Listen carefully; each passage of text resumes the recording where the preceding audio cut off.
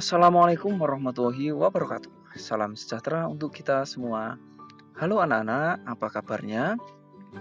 Semoga anak-anak sehat, Pak Guru juga sehat. Di pertemuan ini berjumpa lagi dengan Pak Guru dalam muatan pelajaran pendidikan jasmani, olahraga, dan kesehatan. Di pertemuan ini kita akan belajar tentang aktivitas kebugaran jasmani. Baik anak-anak, seperti biasa sebelum belajar kita wajib berdoa terlebih dahulu. Mari kita berdoa. Berdoa mulai. Berdoa selesai. Nah anak-anak, mengenai aktivitas kebugaran jasmani ini tentu anak-anak telah mendapatkan materi di kelas-kelas sebelumnya ya. Waktu anak-anak kelas 4, kelas 5 telah mendapatkan materi ini. Nah, di kelas 6 ini anak-anak akan mendapatkan materi ya, juga tentang kebugaran jasmani tentang apa saja. Nah, bisa anak-anak simak pada tujuan pembelajarannya di sini. Yang pertama, anak-anak bisa menyebutkan unsur-unsur kebugaran jasmani. Yang kedua, bisa menjelaskan latihan kebugaran jasmani.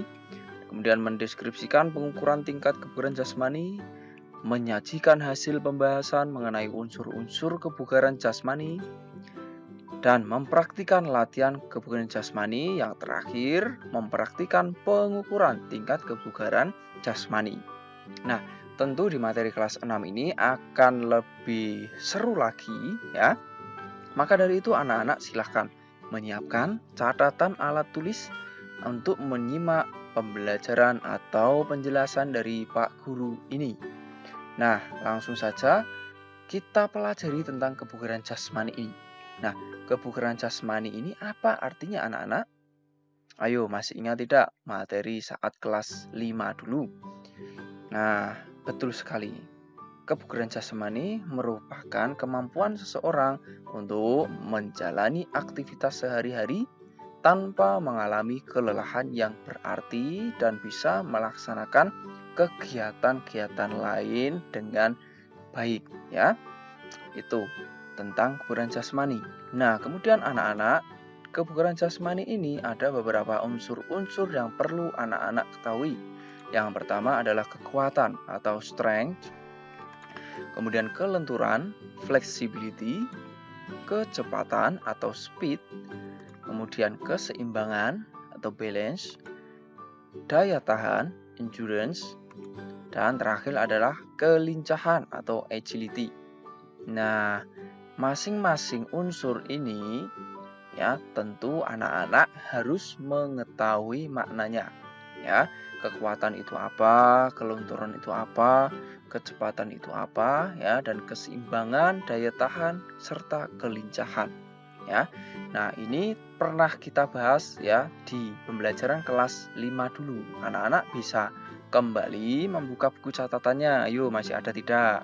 Apa itu arti kekuatan, arti kelenturan, kecepatan ya. Coba Pak Guru tes, kelincahan itu apa anak-anak?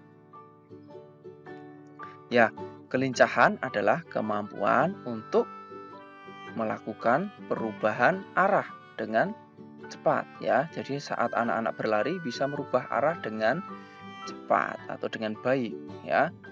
Nah, kemudian bedanya dengan kecepatan apa anak-anak? Ya, betul. Kalau kecepatan itu tidak berbelok-belok atau lurus ya. Kalau kelincahan itu biasanya berbelok-belok ya, sama-sama cepat. Kalau kecepatan itu lurus, kalau kelincahan itu berbelok. Lalu daya tahan. Nah, daya tahan ini kemampuan ya atau aktivitas yang bisa dilakukan dengan jangka atau waktu yang relatif lama ya. Kemudian kalau kekuatan, nah kekuatan kemampuan seseorang untuk bisa memaksimalkan kekuatan atau kemampuan ototnya dalam fungsi tertentu ya. Misal kekuatan otot lengan ya dalam push up, kemudian otot perut dalam sit up dan lain sebagainya ya. Dan keseimbangan ya tentu seperti biasa ya, melakukan latihan keseimbangan. Dan yang belum tadi apa anak-anak? Ya, kelenturan ya. Kelenturan itu berarti kemampuan anak-anak untuk membuat tubuhnya menjadi lentur ya, atau bisa memaksimalkan fungsi sendi ya, otot agar bisa meregang dan lentur lebih baik tentunya dalam menjaga kebugaran jasmani. Itu anak-anak untuk unsur kebugaran jasmani. Nah, yang berikut anak-anak ada faktor yang mempengaruhi kebugaran jasmani. Nah, apa saja? Yang pertama adalah fisik atau jasmani, kemudian keturunan. Nah, yang berikut adalah usia. Jadi semakin tua usianya, maka kebugaran jasmaninya akan semakin berkurang ya.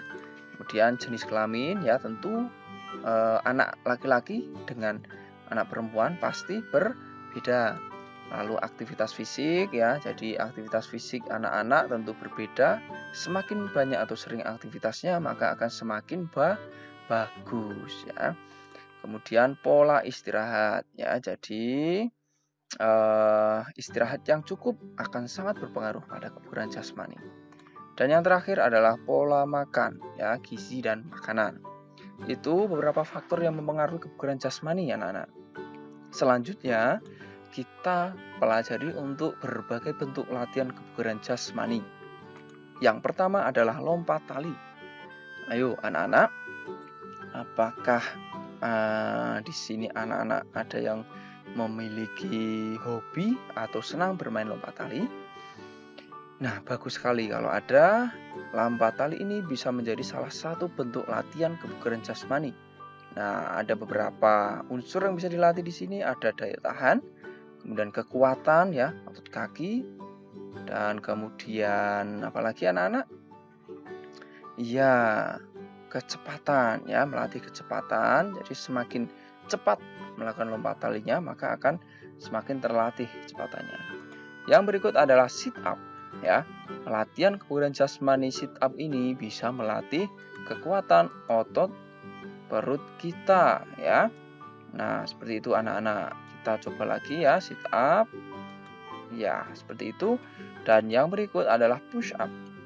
Dengan push up ini anak-anak bisa melatih kebugaran jasmaninya tentunya pada unsur apa? Ayo push up.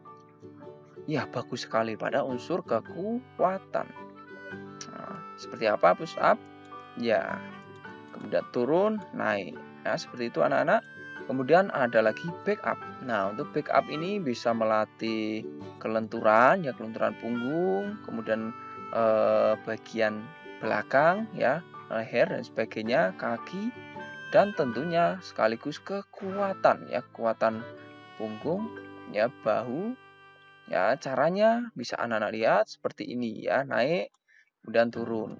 Ya, naik, turun. Dan tentu anak-anak bisa meminta bantuan untuk memegang kakinya dari belakang seperti ini. Selanjutnya adalah lari cepat. Nah, lari cepat tadi melatih apa anak-anak? Nah, lari cepat ini bisa melatih kecepatan ya. Anak-anak bisa memberikan batas ya. Kemudian silakan berlari dengan cepat. Nah, begitu. Nah, selanjutnya ada lari bolak balik. Nah, anak-anak bisa membuat garis dulu.